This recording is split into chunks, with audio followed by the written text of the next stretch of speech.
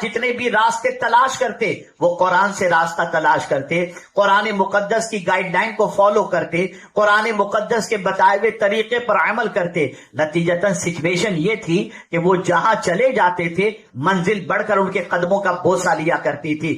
آج مجھے افسوس کے ساتھ کہنا پڑتا ہے ہمارا قرآن شریف سے تعلق نہایت ہی کمزور ہو چکا۔ ہم نے رسمی طور پر جس طریقے سے نماز ہم رسمی طور پر ادا کرتے ہیں، عمرہ رسمی طور پر کرتے ہیں، حج رسمی طور پر کرتے ہیں، ماہ رمضان بھی رسمی طور پر ہم مناتے ہیں، اسی طریقے سے میرے پیارے آقا صلی اللہ علیہ وسلم کے پیارے دیوانوں، ہم قرآن مقدس سے تعلق بھی اپنا رسمی طور پر کیے ہوئے ہیں، ورنہ یہ کتاب انقلاب ہے۔ اس کتاب نے نہ جانے کتنوں کی زندگیوں میں تبدیلیاں پیدا فرما دی۔ اس کتاب کے حوالے سے ہر مسلمان کا عقیدہ ہے کہ اس کے گھر اللہ نہ کرے کسی کی میت ہو جائے تو پہلے اہتمام کیا جاتا ہے قرآن خوانی کا۔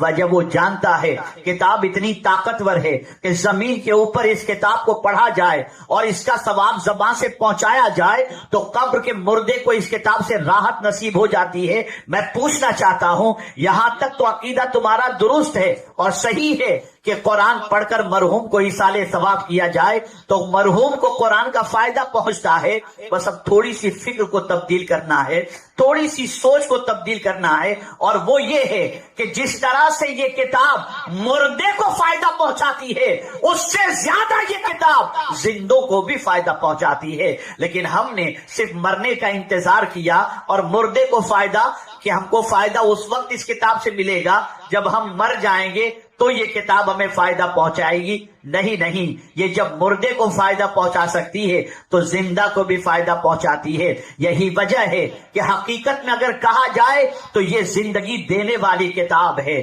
یہ زندگی عطا کرنے والی کتاب ہے۔ جس نے اس کتاب سے اپنے رشتے کو مضبوط کیا اس کتاب نے اسے حیات عطا فرمائی، اس کتاب نے اسے زندگی عطا فرمائی۔ اور یہ بات اچھی طریقے سے ذہن میں محفوظ کر لیں کہ اگر کوئی قرآن سے راستہ تلاش کرنا چاہے تو قرآن اسے راستہ دکھاتا ہے، قرآن اسے منزل مقصود تک پہنچاتا ہے، قرآن اس کے پرابلم کا سولیوشن عطا فرماتا ہے۔ یہ قرآن نصیحت کی کتاب بھی ہے، یہ قرآن شفا کی کتاب بھی ہے، یہ قرآن روشنی بھی ہے۔ اللہ اکبر! آپ ذرا اندازہ لگائیں اللہ عز و جل نے اسے روشنی فرمایا۔ کیا فرمایا؟ یا ایھا الناس قد جاءکم برہان من ربکم وانزلنا الیکم نورا مبینا۔ اللہ اکبر! اسے نور مبین فرمایا گیا۔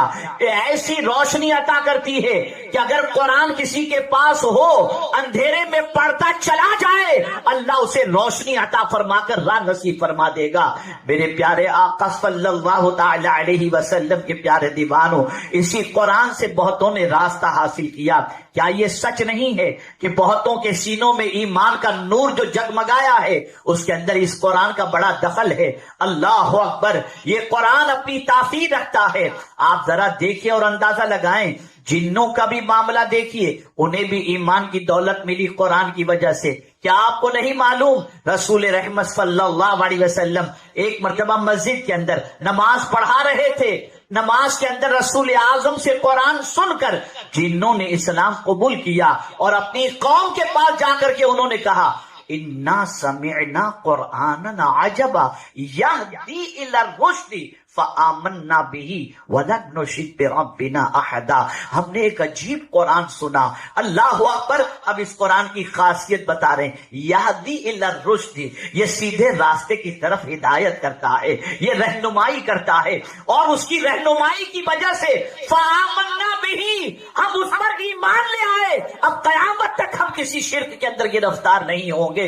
پتہ چلا یہ کتاب ہدایت عطا فرماتی ہے۔ اس کتاب کی وجہ سے دنیا میں بہت بڑا انقلاب آیا، بہت سواروں نے اس کتاب کے ذریعے اپنے مستقبل کو تابناک کیا۔ انسانوں کی شناخت اگر آپ کو چاہیے اس کتاب سے انسانوں کو پہچانو۔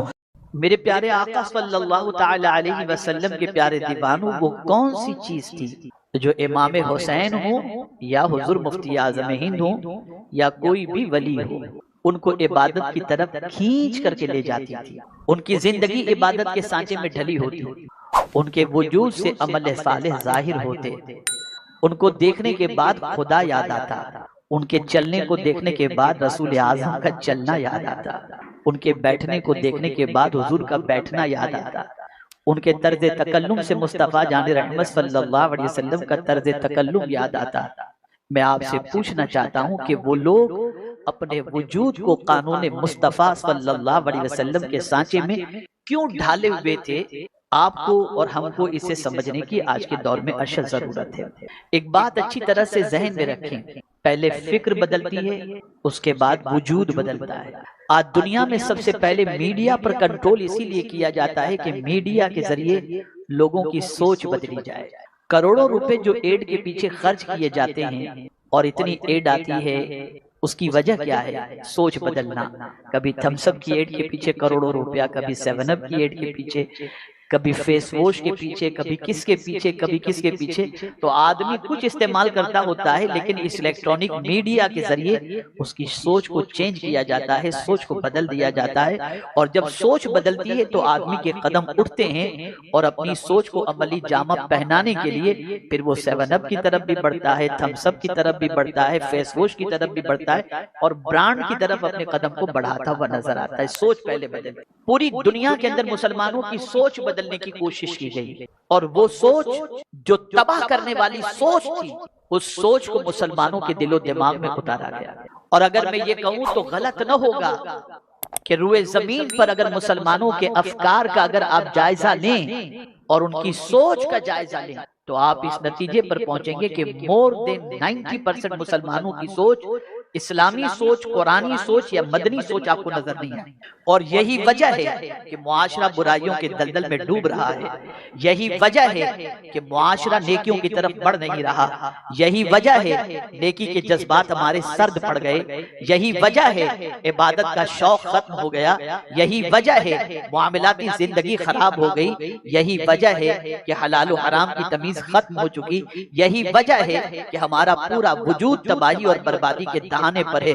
پیغمبر رحمت صلی اللہ تعالی علیہ وسلم نے سوچ بدلی تھی، رسول اعظم صلی اللہ علیہ وسلم نے صحابہ کی مینٹلیٹی چینج کی تھی، ان کے افکار و نظریات کو چینج کر دیا تھا۔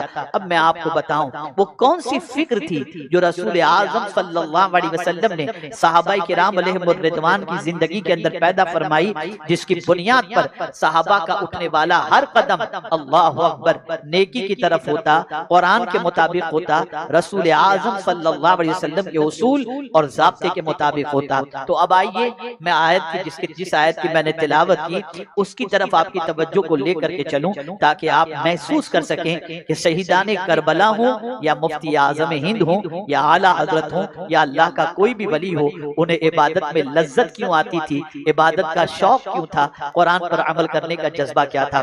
ہماری سوچ کیا ہے؟ ہماری سوچ یہی دنیا۔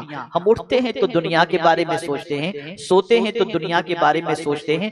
میں یہ نہیں کہتا کہ آپ اٹھ کر اپنی تجارت کے بارے میں نہ سوچو، میں یہ نہیں کہتا آپ اٹھ کر دنیا کے حالات کے بارے میں نہ سوچو، میں یہ نہیں کہتا زمانے پر اپنی نظر مت رکھو، میں یہ نہیں کہتا کہ آپ دنیا نہ کماؤ، بلکہ میں یہ کہتا ہوں کہ دنیا کے اندر رہو لیکن دنیا کی محبت کو دل میں مت اتارو، اس لیے کہ انسان ہلاک اس وقت ہوتا ہے جب اس کا اوڑھنا بچھونا دنیا کی محبت بن جائے۔ پیغمبر رحمت صلی اللہ علیہ وسلم نے جہاں حضرت عثمان غنی کو تجارت سے نہیں روکا، جہاں حضرت عبد الرحمن ابن عوف کو تجارت سے نہیں روکا، جہاں حضرت فاروق اعظم رضی اللہ تعالیٰ عنہ کو شجاعت سے نہیں روکا، وہیں پر پیغمبر رحمت صلی اللہ تعالیٰ علیہ وسلم نے ان کے دلوں کے اندر یہ جذبہ پیدا فرما دیا کہ یاد رکھنا تم دنیا کے لیے نہیں ہو، دنیا تمہارے لیے ہے۔ اس لیے کہ قرآن کہتا ہے کہ جو کچھ زمین میں پیدا کیا گیا سب تمہارے ہی تو لیے ہے، هو الذی خلق لکم ما فی الارض جمیعا، وہی ہے جس نے زمین پر ساری چیزیں پیدا فرمائیں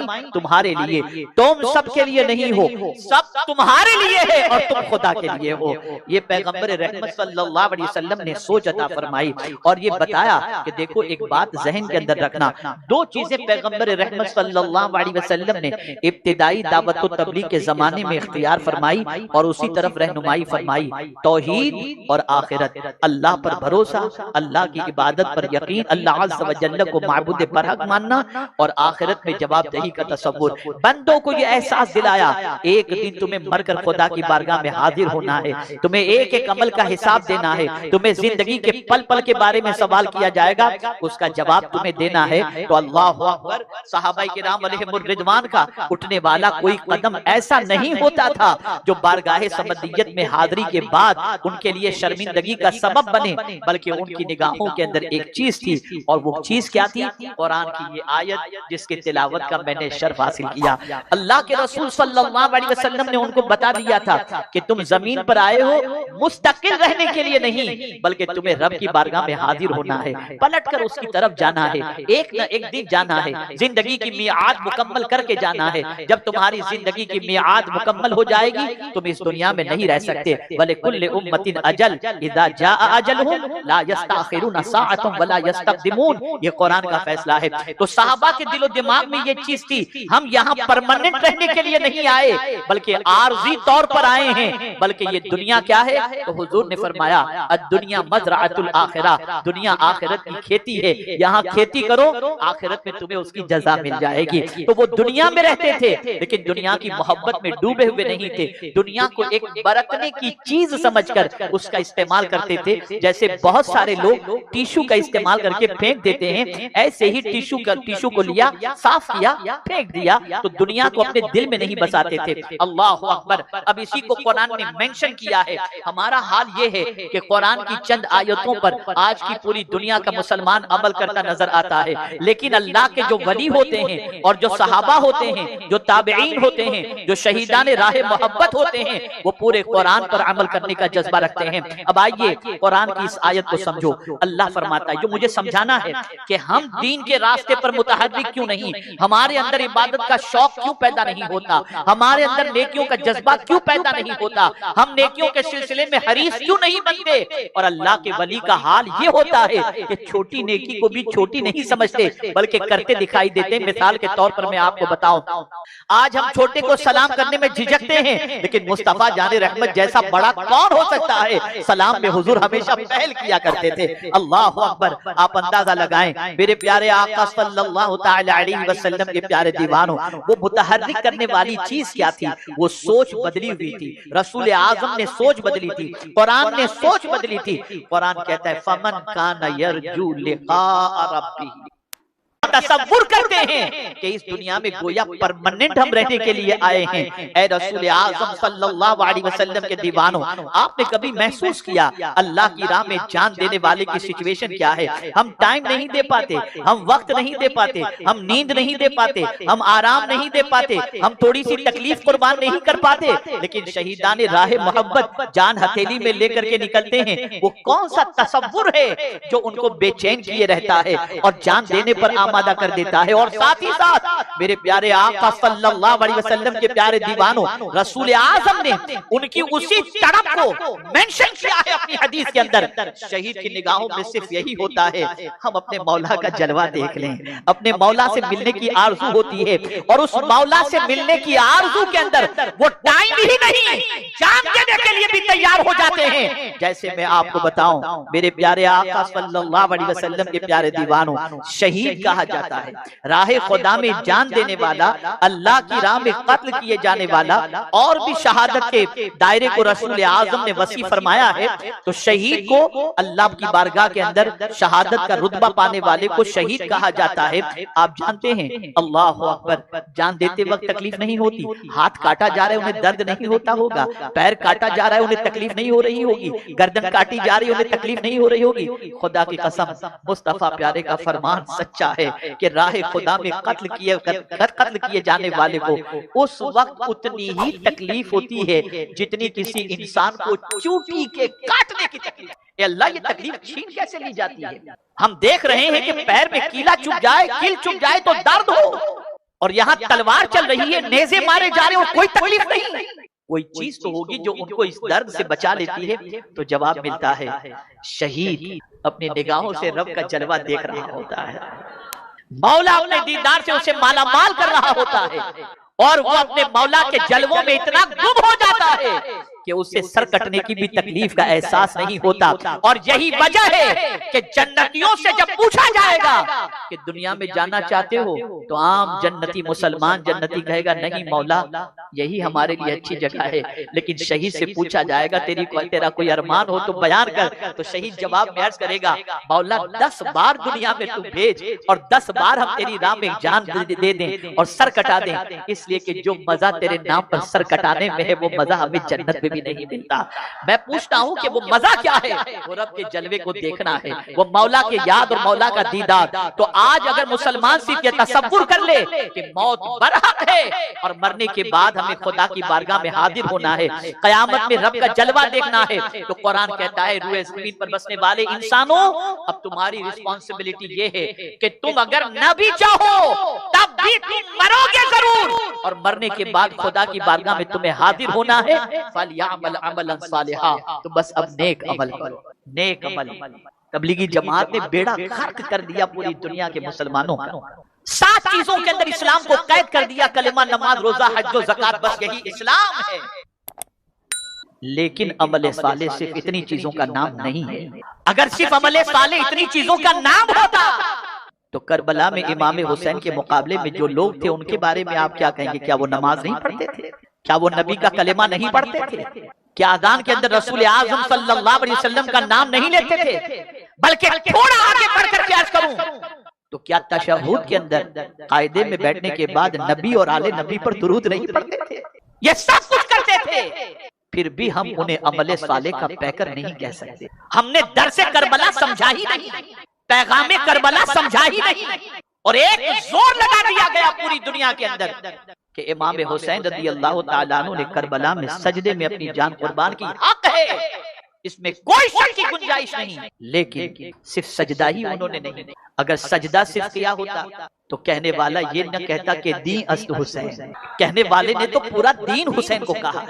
اور پورا دین صرف نماز کے اندر ہی نہیں ہے, بلکہ پورا دین کیا ہے؟ غصے پہ کنٹرول کرنا, معاف کرنا, حقانیت کا علم بلند کرنا, باطل کے سامنے ڈٹ جانا, ظلم کے سامنے نہ جھکنا, حق کی آواز کو بلند کرنا, رشتہ داروں کا حق ادا کرنا, بھائی بہنوں کا حق ادا کرنا, یہ ساری چیزیں دین کے اندر ہیں. اگر آپ کربلا کی تپتی ہوئی ریت پر امام کی زندگی کے مختلف گوشوں کو دیکھو تو آپ کا وجدان پکار اٹھے گا کہ جو دین قرآن و حدیث کے اندر ہے اگر اس کی عملی تفسیر کو دیکھنا ہے تو وہ حسین ابن علی. ہم پر تکلیف آئے تلاش کرتے ہیں, کوئی مرید کام آ جائے, کوئی مبلغ کام آ جائے, کوئی دوست کام آ جائے, کہیں سے کوئی پریشانی آ جائے تو ہم اپنے معتقدین کو تلاش کرتے ہیں. امام آپ کی عظمتوں پر قربان, کربلا میں امام سب سے کہہ رہے ہیں کہ آپ سب جانا چاہیں تو جا سکتے ہیں. آج کسی کو یہ نہیں کہہ رہے کہ تم میرے اوپر جان نچھاور کر دینا, بلکہ کہہ رہے ہیں ان کی دشمنی مجھ سے ہے, تم سے نہیں, تم جا سکتے ہو. اور آج کل تو ایسے موقع کی لوگ تلاش کرتے ہیں. میں نے بہت ساروں کو دیکھا ہے کورونا کے مرض کے اندر مرنے والا اگر باپ ہے تو بیٹا بھی اس کے قریب جانے سے ڈرتا ہے. لیکن حیران ہوں کہ کربلا میں موت نگاہوں کے سامنے دیکھنے کے باوجود حسین ابن علی کے وفادار بھاگتے نظر نہیں آتے, قدموں میں جان نچھاور کرتے نظر آتے ہیں. وہ کون سی چیز تھی؟ تو ضمیر جواب دے گا کہ حسین کی زندگی کے اندر اور حسین کی شکل کے اندر لوگوں نے پورا دین حسین کی زندگی میں چھلکتا دیکھا تھا. حسین کی زندگی. عمل صالح صرف نماز کا نام نہیں ہے, عمل صالح صرف روزے کا نام نہیں ہے, عمل صالح صرف زکات کا نام نہیں ہے, عمل صالح صرف حج کا نام نہیں ہے. پڑوسی کا حق ادا کرنا یہ بھی عمل صالح ہے. کسی سے مسکرا کر ملنا یہ بھی عمل صالح ہے. ماں باپ کے حقوق کو ادا کرنا یہ بھی عمل صالح ہے. بددیانتی نہ کرنا یہ بھی عمل صالح ہے. حسن اخلاق کا پیکر بن جانا یہ بھی عمل صالح ہے. بھائی بہنوں کے حقوق کو پامال نہ کرنا یہ بھی عمل صالح ہے. غریبوں کے ساتھ محبت کرنا. اب آئیے اسی پر میں اپنی گفتگو کو تھوڑی آگے بڑھاتا ہوا چلوں. غریب سب سے زیادہ جس چیز کا متمنی ہوتا ہے وہ یہ کہ مجھ سے کوئی محبت کرے. اس لیے کے لیے پیمانے بدل چکے. دولت ہے تو محبت, اقتدار ہے تو محبت, ڈگری ہے تو محبت. اور حقیقی بھائی بھی اگر پھٹا پرانا کپڑا پہن کر کے آ جائے یا جھوپڑ پٹی میں رہتا ہو تو اس کا تعارف یہ میرا بھائی ہے. ایک مالدار کرانے کے اندر شرماتا ہے کہ میں اس کو اپنا بھائی کہوں. اب یہاں تھوڑی سوچ آپ کی مزید چینج کر دوں. اللہ کے جو برگزیدہ بندے ہوتے ہیں نا، وہ صرف آسان سنتوں پر عمل نہیں کرتے، وہ نفس پر جو سنتیں گراں گزرتی ہیں نا، ان سنتوں پر زیادہ عمل کرتے۔ اس کو ذہن میں رکھیے گا۔ غریب سے محبت، اللہ اکبر۔ اب آئیے اس عمل صالح کے حوالے سے امام حسین کی زندگی کے بارے میں بتاؤں۔ مدینے کی گلی سے گزر رہے ہیں، ایک سواری پر سوار ہیں، سوار ہو کر تشریف لے جا رہے ہیں۔ قریب میں جہاں سے گزر رہے تھے وہیں ایک جگہ پر کچھ غریب لوگ راستے میں بیٹھ کر کے کھا رہے تھے راستے میں بیٹھ کر۔ امام کو دیکھا تو عرض کیا، حضور تشریف لائیں۔ کس سے کہا جا رہا ہے؟ نوجوانان جنت کے سردار سے کہا جا رہا ہے، شہید اعظم سے کہا جا رہا ہے، نواسۂ رسول سے کہا جا رہا ہے۔ اللہ تو میں سیدھا اترا اور ان کے ساتھ کھا لیا کہ کہیں تکبر کرنے والوں میں میرا شمار نہ ہو جائے، اس لیے ان کے ساتھ بیٹھ کر کے میں نے کھانا کھا لیا۔ اللہ اکبر۔ اور پھر حسین ابن علی نے، تاجدار کربلا نے انہیں دعوت دی کہ تم میرے گھر آؤ، میں بھی تمہاری خدمت کا منتظر رہوں گا اور تمہاری ضیافت کروں۔ غریبوں سے محبت۔ ایک سائل آتا ہے، میں جانتا ہوں کہ ان واقعات کو آپ نے ہر محرم میں سنا ہوگا، لیکن فکر کو درست کرنے کے لیے ان واقعات کو دوبارہ آپ کے سامنے پیش کرتا ہوں۔ ایک سائل آیا، قرض مانگنے نہیں آیا، کیا آپ پر میرے پیسے نکلتے ہیں؟ تو نہیں، بھیک مانگنے کے لیے آیا ہے۔ اور تاجدار کربلا سے کہتا ہے کچھ عطا فرما دیں۔ ارشاد فرمایا رک جاؤ، میرا رزق ابھی راستے میں آ رہا ہے۔ تھوڑی دیر کے بعد آنے والا آیا اور چند اشرفیوں سے بھری ہوئی تھیلی امام حسین کی خدمت میں پیش کیا۔ تاجدار کربلا نے سب کے سب لی اور لینے کے بعد ان ساری تھیلی کو اس سائل کے حوالے کر دیا اور کہا مجھے معاف کر۔ کیا فرمایا؟ مجھے معاف کر دو۔ وہ پسینہ پسینہ ہو گیا، عرض کرتا ہے حضور معافی کی کیا وجہ؟ معافی تو مجھے مانگنی چاہیے کہ میں نے آپ کو زحمت دی، آپ مجھ سے معافی مانگ رہے ہیں۔ ارشاد فرماتے ہاں، سوال تو نے کافی دیر پہلے کیا تھا، تیرا سوال کا پورا کرنے میں مجھے جو تاخیر ہوئی نا، اس کے سلسلے میں میں تجھ سے معافی مانگ رہا ہوں۔ لاؤ ایسا کردار جو تاجدار کربلا نے کربلا میں پیش کر کے بتا دیا تھا کہ دین کیا ہے، اسلام کیا ہے۔ اے رسول اعظم صلی اللہ علیہ وسلم کے پیارے دیوانوں، کیوں یہ نہ کریں جب ان کے نانا خود یہ کہتے ہوں